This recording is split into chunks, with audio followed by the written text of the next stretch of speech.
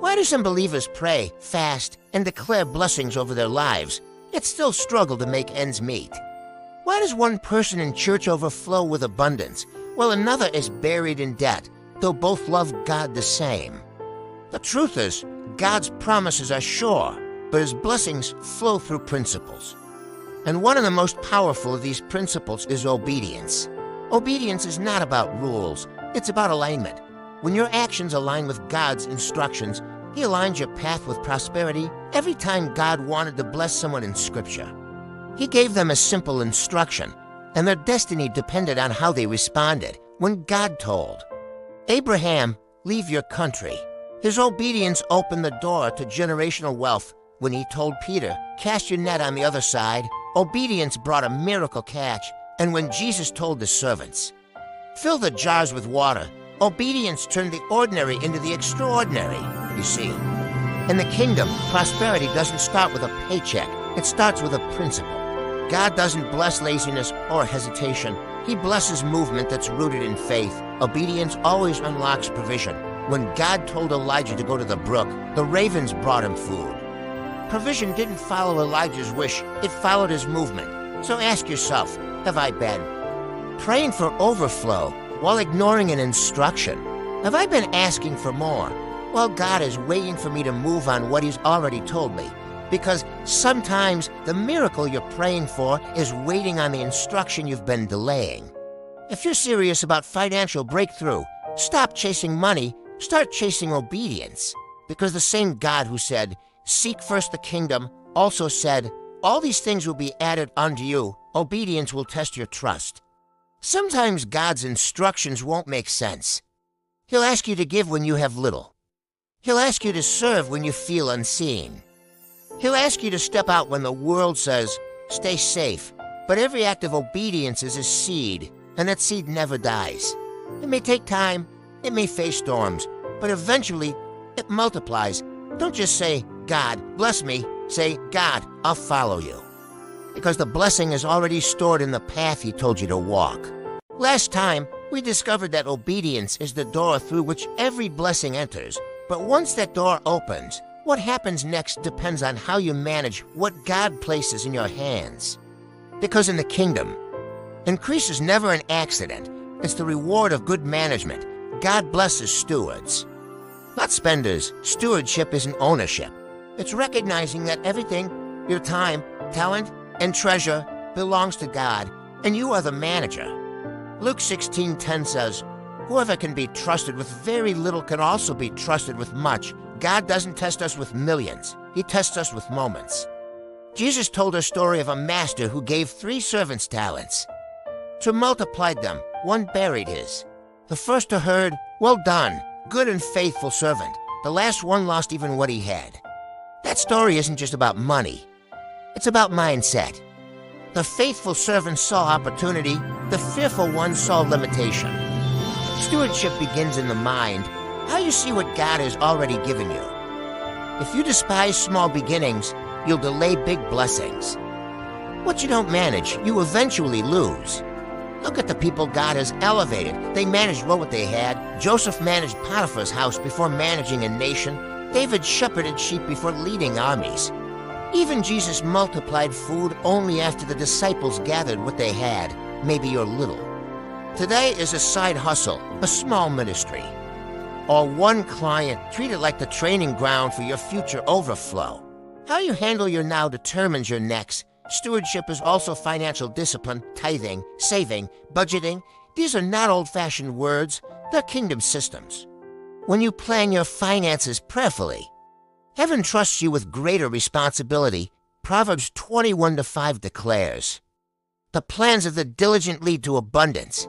Budgeting is faith in numbers form. God can't bless chaos. He multiplies what's organized. Order invites overflow. Money isn't the only thing to manage. How do you spend your time? How do you develop your gifts? Every skill you refine is a seed you're planting for future increase. Your gift grows when you steward it. Ephesians 5:15-16 reminds us, make the most of every opportunity. Your schedule is a reflection of your stewardship. True stewardship isn't about control. It's about gratitude. When you thank God for what you have, you're declaring, Lord, I trust you with more. When your heart is right, your hands become channels of blessing. You stop asking, how much can I keep, and start asking, how much can I be trusted with? Every season tests your stewardship in lack. Will you stay faithful in abundance? Will you stay humble? The test of little is humility. The test of much is responsibility. Some fail the test of lack by giving up too soon. Others fail the test of abundance by forgetting who gave it. Pass both tests. Stay faithful in every stage. If obedience brings the blessing, stewardship sustains it. In the next section, we'll explore the habits and mindset that keep God as flow constant. How to handle increase without losing intimacy.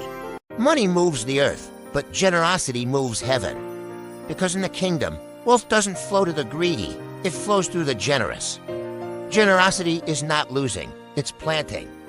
Every seed of giving carries a divine multiplication code. When you give with a pure heart, you activate heaven's economy. God is the first and greatest giver. For God so loved the world that he gave, John 3:16. Love is proved through giving. That's why when we give, we mirror his character. The enemy teaches fear, to hoard and hold. But God teaches faith, to release and receive. Your seed leaves your hand, but never your life. Genesis 8:20 declares, as long as the earth remains, seed time and harvest shall not cease. That's not just agriculture. It's a financial and spiritual law. Give love, you harvest favor. Give time, you harvest impact. Give resources, you harvest increase. The ground of generosity never fails to return a harvest in God's timing. Generosity isn't just about money. It's about your time, your talent, and your touch. Sometimes the most valuable gift is attention. Sometimes it's a smile, a listening ear, or an encouraging word. The currency of heaven circulates through compassion.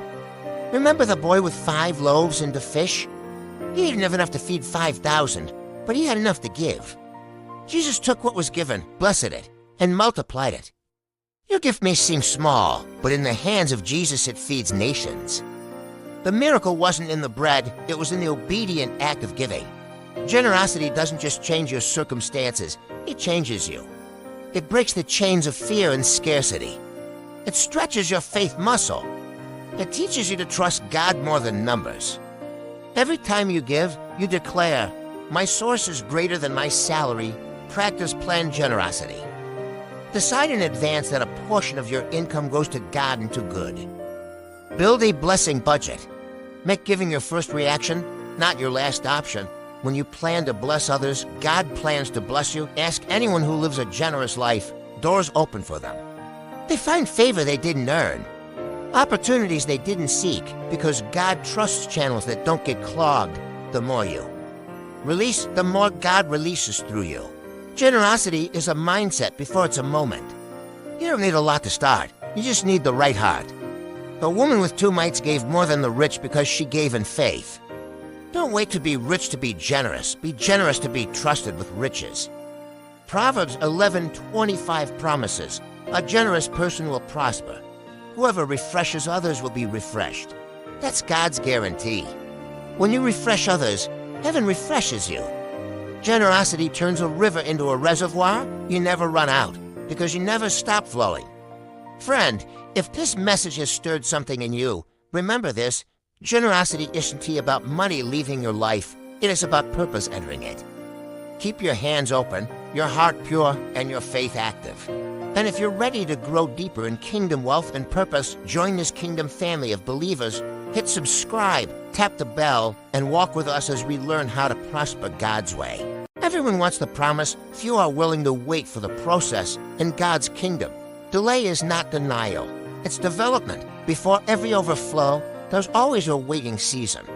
A test of faith, a refining of patience.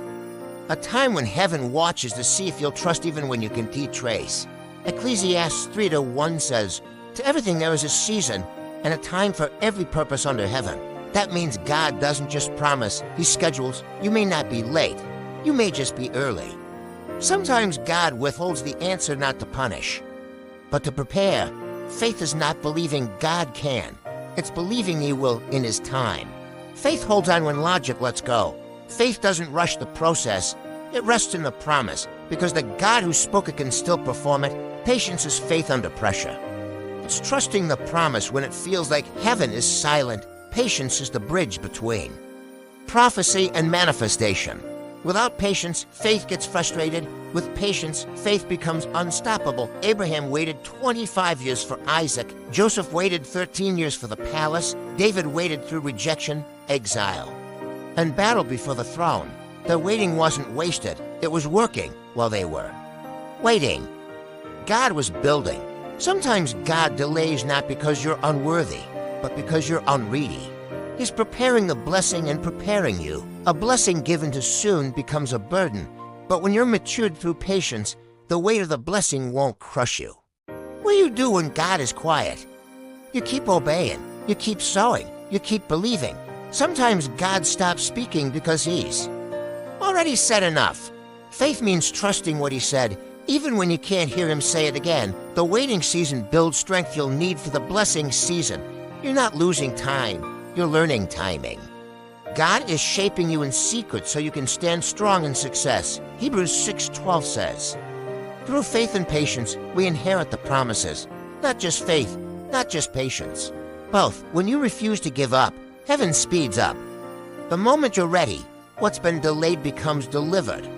Before every breakthrough, there's always a breaking point. The enemy tries hardest right before the harvest. So don't quit in the quiet. Your faith is being proven. Your patience is being perfected. And when the time is right, not your time, but God's, the windows of heaven open. Suddenly, what you prayed for starts to pursue you. Faith plus patience equals fulfillment. That's the kingdom formula for lasting prosperity. Friend, if you're in the waiting room right now, hold on. God's silence is not His absence. Your story is still unfolding. The same God who started it will finish it. And if this series has blessed you, don't leave without joining this kingdom family. Subscribe, tap the bell, and share this message with someone who needs hope today. Together, we're learning how to live, give, and prosper God's way.